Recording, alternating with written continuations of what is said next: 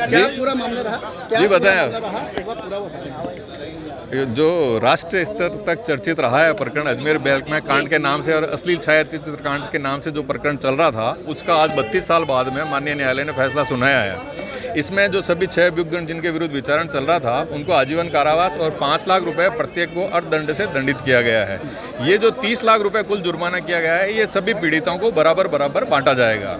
मैं बात करें तो मतलब पूरे इस मामले के अंदर कितने आरोपियों के खिलाफ मुकदमा? कुल 18 आरोपी थे जिनके विरुद्ध जो है प्रकरण चल रहा था। उनमें से कुछ के लिए पहले फैसले हो गए और बाकी जो 6 बचे हुए थे उनके लिए आज फैसला हुआ है। फरार है अभी एक मुलजिम जो है अलमास महाराज, वो फरार है। इसके विरुद्ध रेड कॉर्नर नोटिस जारी किया हुआ है। एक आरोपी का अन्य कोर्ट में भी ट्रायल चल रहा है। नहीं, अभी यहाँ नहीं चल रहा, वो बहुत पहले चला था। कोर्ट ने जो टिप्पणी करी वो निर्णय देखने के बाद में अवगत कराएंगे। चार्जेस लगाए हैं कोर्ट ने? अभी जो 376, 120B में आजीवन कारावास से दंडित किया गया है। वर्ष 1992 में इस घटनाक्रम की शुरुआत हुई। तब तत्कालीन पुलिस अधीक्षक महोदय ने DYSP हरिप्रसाद शर्मा को निर्देश दिए कि कुछ मौखिक शिकायतें आ रही हैं कि कुछ लड़कियों का कुछ लड़के शोषण कर रहे हैं। तो इस पर एक रिपोर्ट बनाकर हरिप्रसाद जी शर्मा ने इसमें एक FIR दर्ज कराई 117/92। उस FIR में 117/92 में ये आरोप लगाया गया कि कुछ लड़के अजमेर की कुछ लड़कियों को ब्लैकमेल कर रहे हैं, उनके स्कूल कॉलेज के बाहर जाके उनका शोषण करते हैं, उनकी फ़ोटो खींचते हैं और फ़ोटो खींचने के बाद में उनसे उनकी सहेलियों को और उनको दूसरी महिलाओं को फंसाने के लिए उनको उत्प्रेरित करते हैं। इस सब चीज़ों पर एक FIR दर्ज होने के बाद 117/92 में तत्कालीन भैरव सिंह शेखावत की सरकार, जो BJP की सरकार थी, उन्होंने CID CB को ये मामला सौंपा। CID CB ने इसमें जाँच की।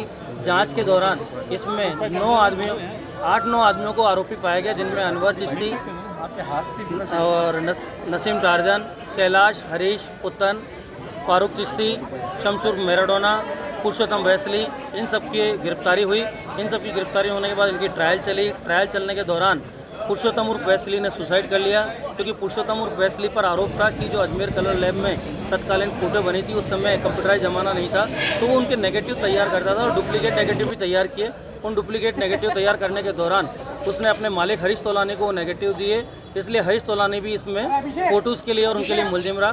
बाद में इन सब लोगों को सज़ा हुई। पुरुषोत्तम वैसली ने सुसाइड किया अपनी वाइफ के साथ में, उसके लिए भी उन मुलजिमान पर दोबारा केस चला और बाद में उन सब मुलजिमान को कन्हैया लाल जी व्यास द्वारा आजीवन कारावास की सज़ा सुनाई गई।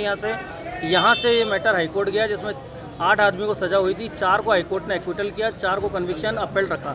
उन बाकी 4 आदमियों को सुप्रीम कोर्ट ने 10 साल की सज़ा भुगतने पे माना गया और उसी परिणाम स्वरूप 376, 120B का इसमें एक जजमेंट रखा, जिसमें जजमेंट में 376, 120B, 120B और 376 इन अलग अलग धाराओं में आजीवन कारावास की सज़ा का प्रावधान था। लेकिन सुप्रीम कोर्ट ने पाया कि 10 साल तक की सज़ा पर्याप्त है।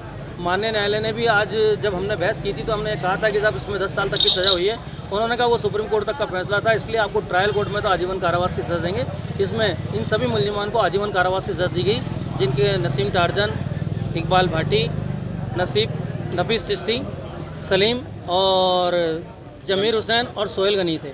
और मैं इनमें से नफीस चिश्ती, सलीम, इकबाल भाटी, नसीम टार्जन के लिए अजय कुमार वर्मा, अजय प्रताप लॉ की तरफ से। किन धाराओं में दोषी पाया गया और क्या धाराएं? नसीम टार्जन को 376, 120B, सेपरेट धारा 37 में भी दोषी पाया गया है और बाकी सब लोगों को 376, 120B, 120B सेपरेट और 376 IPC सेपरेट में आजीवन कारावास के लिए दोषी किया गया है।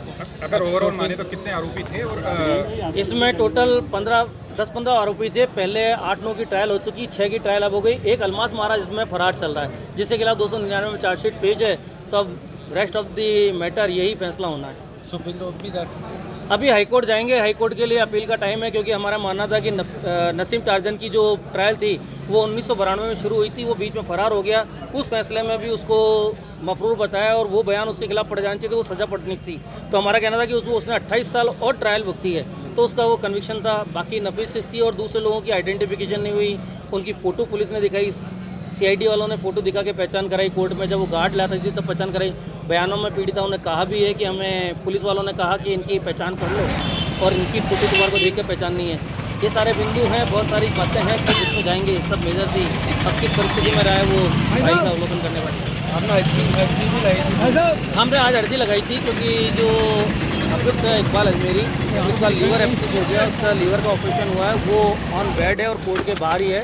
एम्बुलेंस में उसको गार्ड को हमने सुपुर्द किया, एक बॉम्बे से बुलाकर उसकी अर्जी लगाई थी कि भाई उसको 15 दिन की इंटरिम दी जाए, तो 15 दिन की इंटरिम को कोर्ट ने हमारी खारिज कर दी, लेकिन उसका जेएलएन में भर्ती कराकर और जेएलएन में इलाज कंटिन्यू कराए जाने के लिए अनुमति दे दी गई।